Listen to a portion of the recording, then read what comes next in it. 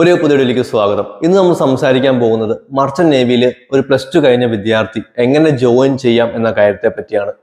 അപ്പോൾ ആ ഒരു കാര്യത്തെ പറ്റി വളരെ ഡീറ്റെയിൽ ആയിട്ടുള്ള ഒരു വീഡിയോ ആണ് നമ്മൾ ഇന്ന് ചെയ്യുന്നത്. എനിക്ക് ഏറ്റവും കൂടുതൽ ഇൻസ്റ്റാഗ്രാമിൽ വരുന്ന ഒരു മെസ്സേജാണ്, ഞാൻ +2 കഴിഞ്ഞു, ഇനി ഞാൻ എന്താണ് ചെയ്യേണ്ടത് എന്നുള്ള കാര്യം. അപ്പോൾ ആ ഒരു കാര്യം സ്റ്റെപ്പ് ബൈ സ്റ്റെപ്പ് പറഞ്ഞു തരിക എന്നാണ് ഇന്നത്തെ വീഡിയോ. നമുക്ക് നേരെ വീഡിയോയിലേക്ക് പോവാം.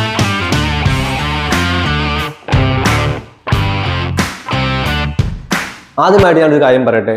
മർച്ചന്റ് നേവിയിൽ നിങ്ങൾ ജോയിൻ ചെയ്യണമെങ്കിൽ, നിങ്ങൾക്ക് ഒരു ഓഫീസർ റാങ്കിൽ ജോയിൻ ചെയ്യണമെങ്കിൽ നിങ്ങൾക്ക് 2 ഡിപ്പാർട്ട്മെന്റ് ആണ് മെയിൻ ആയിട്ടുള്ളത്.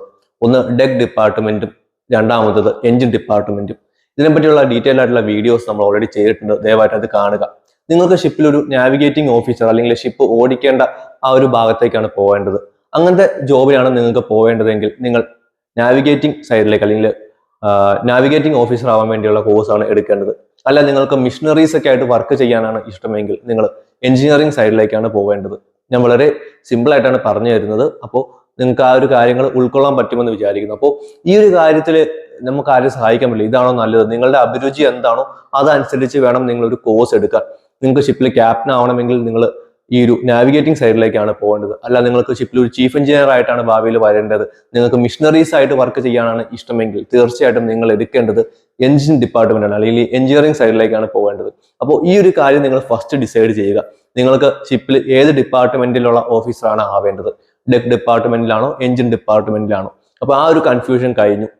അതിനുശേഷം നമുക്ക് എടുക്കേണ്ട രണ്ടാമത്തെ തീരുമാനം, നമ്മൾ +2 സയൻസ് ആയാൽ മാത്രമാണ് നമുക്ക് ഈ ഒരു കോഴ്സിനൊക്കെ ജോയിൻ ചെയ്യാൻ പറ്റുള്ളൂ. അപ്പോൾ നമുക്ക് +2 സയൻസ് ഉണ്ടായിരിക്കണം. സയൻസിൽ ഫിസിക്സ്, കെമിസ്ട്രി, മാത്സ് ഈ 3 സബ്ജക്ട് നമ്മൾ പഠിച്ചിരിക്കണം. ഈ ഒരു 3 സബ്ജക്റ്റിനും നമ്മൾക്ക് മിനിമം 60% മാർക്ക് നമ്മൾ കരസ്ഥമാക്കണം. അപ്പോൾ +2വിന്റെ കാര്യം ഞാൻ ഓൾറെഡി പറഞ്ഞു, +2ന് 60% മാർക്ക് വേണം. പിന്നെ നമുക്ക് സ്പോൺഷിപ്പിന്റെ കാര്യങ്ങളൊക്കെ വരുമ്പോൾ പല കമ്പനീസും അവരുടേതായ ക്രൈറ്റീരിയാസ് വെക്കും, 70%, 65%. അപ്പോൾ ആ ഒരു കാര്യങ്ങളൊക്കെ ഞാൻ കുറച്ചും ഡീറ്റെയിൽ ആയിട്ട് പറഞ്ഞുതരാം. അപ്പോൾ മിനിമം വേണ്ടത് 60%. അത് ഫിസിക്സ്, കെമിസ്ട്രി, മാത്സിന്റെ ആവറേജ് എടുക്കുമ്പോഴാണ്. ഫിസിക്സിന് മാത്രം 60% എന്നല്ല പറയുന്നത്. ഫിസിക്സ്, കെമിസ്ട്രി, മാത്സ് ഇത് 3ഉം കൂടി എടുത്ത് ഇതിന്റെ ആവറേജ് എടുക്കുമ്പോൾ ഇതിന്റെ അഗ്രിഗേറ്റീവ് ആയിട്ട് നമുക്കൊരു 60% മാർക്ക് എങ്കിലും ഉണ്ടായിരിക്കണം. അതുപോലെ തന്നെ നമ്മുടെ ഇംഗ്ലീഷിന് നമുക്ക് 50% മാർക്കും വേണം. അപ്പോൾ +2വിന്റെ കാര്യം ഓൾറെഡി കഴിഞ്ഞു. നിങ്ങൾ ഫസ്റ്റ് ഡിസൈഡ് ചെയ്തു ഏത് കോഴ്സാണ് എടുക്കേണ്ടത് എന്നുള്ള കാര്യം. ഡെക് ഡിപ്പാർട്ട്മെന്റിലാണോ എഞ്ചിൻ ഡിപ്പാർട്ട്മെന്റിലാണോ പോവേണ്ടത്. അതുപോലെ തന്നെ നമുക്ക് +2വിന് നമുക്ക് ഈ ഒരു മാർക്ക് നമ്മൾ കരസ്ഥമാക്കുന്നു. അപ്പോൾ 2 സ്റ്റെപ്പ് കഴിഞ്ഞു. ഇനി അടുത്ത കടമ്പ എന്ന് പറയുന്നത് IMU CET എൻട്രൻസ് എക്സാം ആണ്. ഈ IMU CET എൻട്രൻസ് എക്സാം എന്ന് പറയുന്നത് സെൻട്രൽ ഗവൺമെന്റിന്റെ കീഴിലുള്ള ഒരു യൂണിവേഴ്സിറ്റിയാണ്. ഈ ഇന്ത്യൻ മാരിടൈം യൂണിവേഴ്സിറ്റി അല്ലെങ്കിൽ IMU എന്ന് പറയുന്നത്. IMU എന്ന് വെച്ച് കഴിഞ്ഞാൽ ഇന്ത്യൻ മാരിടൈം യൂണിവേഴ്സിറ്റി എന്നാണ് അതിന്റെ ഫുൾ ഫോം. അപ്പോൾ ഈ സെൻട്രൽ ഗവൺമെന്റ് യൂണിവേഴ്സിറ്റിയുടെ ഇവരാണ് ഈ എൻട്രൻസ് എക്സാം, ഈ മർച്ചന്റ് നേവിയിലേക്ക് വേണ്ടിയുള്ള എൻട്രൻസ് എക്സാം ഓൾ ഇന്ത്യ ലെവലിൽ കണ്ടക്ട് ചെയ്യുന്നത്. ഇതിന്റെ സെന്റേഴ്സ് ഇപ്പോൾ കൊച്ചിയിൽ, തിരുവനന്തപുരം ഒക്കെ ഉണ്ടാവും. അതിപ്പോൾ എവിടെയാണ് നിങ്ങൾക്ക് കിട്ടാൻ പോകുന്നത് എന്നുള്ള കാര്യം നമുക്ക് അറിയത്തില്ല. അപ്പോൾ ഈ ഒരു IMU CETയുടെ എൻട്രൻസിന് വേണ്ടി നിങ്ങൾ ആപ്ലിക്കേഷൻ കൊടുക്കുക. ഇതിന്റെ ആപ്ലിക്കേഷൻ ഡേറ്റ് ഇതുവരെ അനൗൺസ് ആയിട്ടില്ല. നോർമലി ഇതിന്റെ ആപ്ലിക്കേഷൻ ഡേറ്റ് ഈ ഒരു ഏപ്രിൽ മാസത്തിലേക്കാണ് വരുന്നത്. അപ്പോൾ ഇതിന്റെ ആപ്ലിക്കേഷൻ കൊടുക്കുക. ഇതിന്റെ ആപ്ലിക്കേഷൻ ഫീസൊക്കെ നിങ്ങൾ അടയ്ക്കേണ്ടി വരും. ഈ ഒരു ആപ്ലിക്കേഷൻ കൊടുക്കുക. ഇത് നിങ്ങൾ IMU ഇന്ത്യൻ മാരിടൈം യൂണിവേഴ്സിറ്റിയുടെ വെബ്സൈറ്റിൽ പോയിട്ട് അവിടെ നോട്ടിഫിക്കേഷൻ സെക്ഷനിലായിരിക്കും വരുന്നത്. അവിടെ നിങ്ങൾ ക്ലിക്ക് ചെയ്ത് നിങ്ങൾക്ക് ഇതിന്റെ ഓൺലൈനായി തന്നെ ഇതിന്റെ ആപ്ലിക്കേഷൻ കൊടുക്കാവുന്നതാണ്. അപ്പോൾ IMU CET എൻട്രൻസ് എക്സാമിന് നമ്മൾ കൊടുത്തു. പിന്നെ നമുക്ക് വേണ്ടത് ഒരു സ്പോൺസർഷിപ്പ് ആണ്. നിങ്ങളിപ്പോൾ DNS കോഴ്സാണ് നോക്കുന്നതെങ്കിൽ നിങ്ങൾക്ക് നല്ലൊരു ഷിപ്പിംഗ് കമ്പനിയുടെ സ്പോൺസർഷിപ്പ് ആവശ്യമാണ്. സ്പോൺസർഷിപ്പ് എന്താണെന്നുള്ള കാര്യം വളരെ ഡീറ്റെയിൽ ആയിട്ട് ഞാൻ വീഡിയോ ഇട്ടിട്ടുണ്ട്. സ്പോൺസർഷിപ്പ് എന്ന് വെച്ചാൽ വേറെ ഒന്നുമല്ല, നിങ്ങൾ പഠിച്ചിറങ്ങി കഴിഞ്ഞാൽ നിങ്ങൾക്ക് ഒരു ജോബ് ഓഫർ ചെയ്യുന്നതിനാണ് ഈ സ്പോൺസർഷിപ്പ് എന്ന് പറയുന്നത്. അപ്പോൾ നിങ്ങൾ പഠിച്ചിറങ്ങി കഴിഞ്ഞാൽ നിങ്ങൾക്ക് ആ ഒരു കമ്പനി നിങ്ങൾക്ക് ജോബ് ഓഫർ ചെയ്യും. നിങ്ങൾ ഏത് കമ്പനിയാണോ സ്പോൺസർഷിപ്പ് നിങ്ങൾക്ക് തന്നേക്കുന്നത് ആ ഒരു ഷിപ്പിംഗ് കമ്പനി നിങ്ങൾക്ക് ഒരു ജോബ് തരും.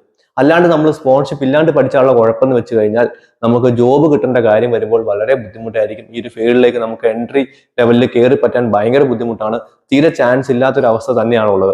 അപ്പോൾ നിങ്ങൾ ഈ ഫീൽഡിലേക്ക് വരുവാണെങ്കിൽ തീർച്ചയായിട്ടും സ്പോൺസർഷിപ്പ് എടുത്ത് മാത്രം പഠിക്കുക. ഇനി എഞ്ചിനീയറിംഗ് എടുക്കാൻ പോകുന്നവരെ സംബന്ധിച്ച് നല്ല പ്ലേസ്മെന്റ് ഉള്ള കോളേജ്, എഞ്ചിനീയറിംഗിന് നോർമലി അങ്ങനെ സ്പോൺസർഷിപ്പ് പ്രൊവൈഡ് ചെയ്യുന്നില്ല. അപ്പോൾ അത്യാവശ്യം നല്ല പ്ലേസ്മെന്റ് ഉള്ള കോളേജായ ടൊളാനി, പിന്നെ IMU കൊൽക്കത്ത, അതുപോലെ തന്നെ സമുദ്ര ഇൻസ്റ്റിറ്റ്യൂട്ട്, ഇതുപോലെയുള്ള നല്ല കോളേജ് കണ്ടെത്തി നല്ല പ്ലേസ്മെന്റ് റെക്കോർഡ് ഉണ്ടോ എന്ന് നിങ്ങൾ സ്വന്തമായിട്ട് അന്വേഷിച്ച് വിലയിരുത്തിയിട്ട് മാത്രം അഡ്മിഷൻ എടുക്കുക. എഞ്ചിൻ സൈഡിലേക്കുള്ളവർ എഞ്ചിനീയറിംഗ് 4 വർഷത്തെ മറൈൻ എഞ്ചിനീയറിംഗ് പഠിക്കാൻ പോകുന്നത്, അല്ല നിങ്ങൾ 1 ഇയർ നോട്ടിക്കൽ ഡിപ്പാർട്ട്മെന്റിലേക്കുള്ള DNS കോഴ്സ് അല്ലെങ്കിൽ BSc ആണ് പഠിക്കാൻ പോകുന്നതെങ്കിൽ BSc നിങ്ങൾ നല്ല സ്പോൺഷിപ്പ് അല്ല നല്ല പ്ലേസ്മെന്റ് ഉള്ള കോളേജ് തിരഞ്ഞെടുക്കുക. പക്ഷേ DNS കോഴ്സ് ആണെങ്കിൽ നിങ്ങൾ തീർച്ചയായിട്ടും 1 ഇയർ കോഴ്സാണ്. അപ്പോൾ സ്പോൺഷിപ്പ് എടുത്തിട്ട് മാത്രം പഠിക്കുക. സ്പോൺഷിപ്പ് ഇല്ലെങ്കിൽ നിങ്ങൾ ഈ കോഴ്സ് നോക്കരുത്.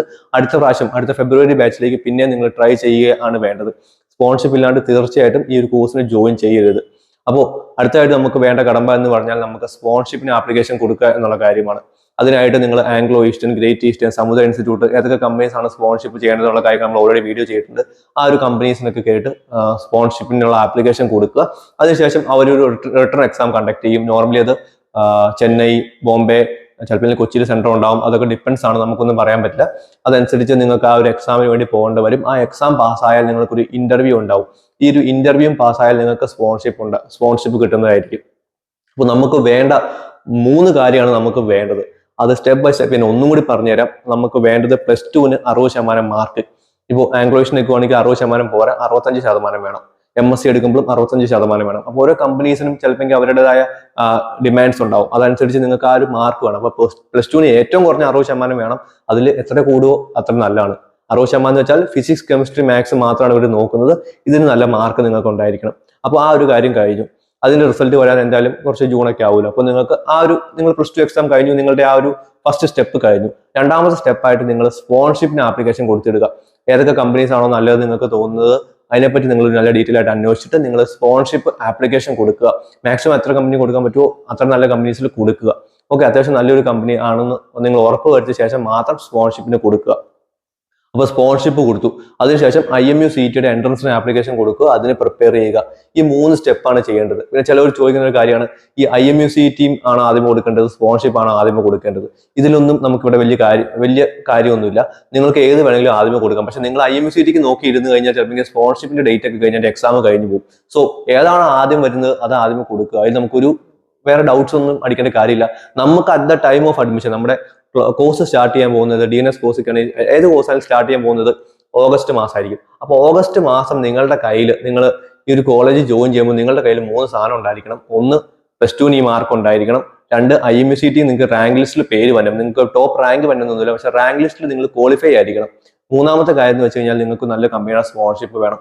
ഈ 3 കാര്യം മാത്രമേ ഉള്ളൂ. അപ്പോൾ സ്റ്റെപ്പ് ബൈ സ്റ്റെപ്പ് ആയിട്ട് പറയുവാണെങ്കിൽ നമ്മൾ 10ാം ക്ലാസ് എഴുതുന്നു, +2 എഴുതുന്നു, അതിനുശേഷം നമ്മൾ IMU CET എഴുതുന്നു, സ്പോൺഷിപ്പ് കിട്ടുന്നു. ഈ 3 കാര്യം ഉണ്ടെങ്കിൽ ധൈര്യമായിട്ട് ഏതെങ്കിലും ഒരു കോളേജിൽ പോയിട്ട് ഈ മർച്ചന്റ് നേവി കോഴ്സ് പഠിക്കാം.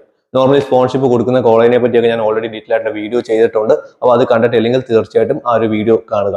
എന്തെങ്കിലും ഡൗട്ട്സ് ഉണ്ടെങ്കിൽ തീർച്ചയായിട്ടും നമ്മുടെ ഇൻസ്റ്റാഗ്രാമിൽ മെസ്സേജ് അയക്കുക. അതുപോലെ നമുക്ക് വാട്സാപ്പ് ഗ്രൂപ്പ് ഉണ്ട്. ഈ വാട്സാപ്പ് ഗ്രൂപ്പിന്റെ ഒക്കെ ലിങ്ക് നമ്മുടെ ഡിസ്ക്രിപ്ഷനിൽ കൊടുത്തിട്ടുണ്ട്. ഇതുപോലുള്ള മർച്ചന്റ് നേവി വീഡിയോസിനായിട്ട് തീർച്ചയായിട്ടും നമ്മുടെ ചാനൽ ഒന്ന് സപ്പോർട്ട് ചെയ്യുക, സബ്സ്ക്രൈബ് ചെയ്യുക.